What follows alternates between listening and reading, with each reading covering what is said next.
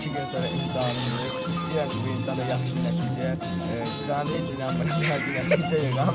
Ancaq bütün motivasiyadan bir varsa 3 ala bilərəm.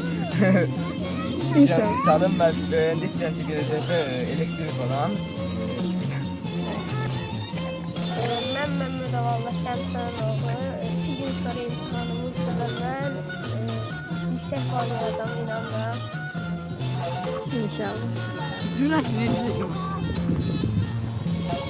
Mən Seymur Nərmin Turan qızı. 2 gün sonra imtahanımızdır. İnşallah yaxşı nəticə yığaram. İstədiyim sınavda var. Mən Cəlalır Rəxsəyyəm. 2 gün sonra imtahanımdır. İnşallah yaxşı nəticə yığaram. İlk növbədə mən riyaziyyatı yazmaq fikrim var.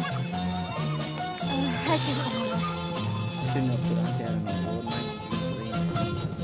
mən bu imtahanda yaxşı bir nəticə əldə etdim. İlk dəfə kitablar alanda inşallah riyaziyyatı yaxşılayacağam və sınavı başlamada böyük bir nəticə əldə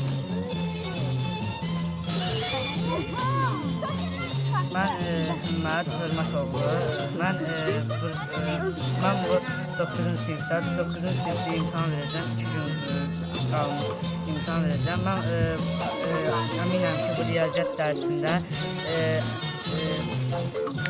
dərsindən əminəm ki, çox bal yığacam və hamıya uğurlar arzulayıram.